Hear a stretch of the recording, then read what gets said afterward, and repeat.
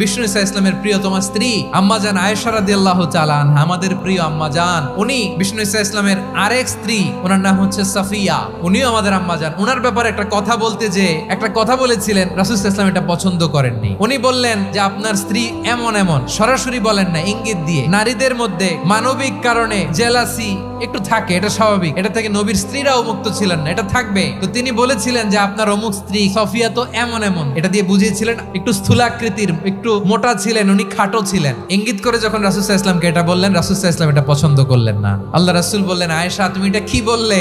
এমন কথা তো তোমার কাছ থেকে আশা করি নাই, তুমি আমার আরেক বিবির ব্যাপারে এমন কথা বললে। আয়েশা তুমি কি জানো, তুমি এমন একটা কথা মুখ দিয়ে উচ্চারণ করেছো, এই শব্দগুলো যদি সাগরের পানিতে ছেড়ে দেয়া হয়, এই কথার তিক্ততার পঙ্কিলতার কারণে নীল সাগরের পানি মুহূর্তেই কালো হয়ে যাবে। আয়েশা খবরদার, আর এরকম বলো না। রাসূল সাল্লাল্লাহু আলাইহি ওয়াসাল্লাম কখনো বডি শেমিং কে স্পেস দিতেন না, সুযোগ দিতেন না।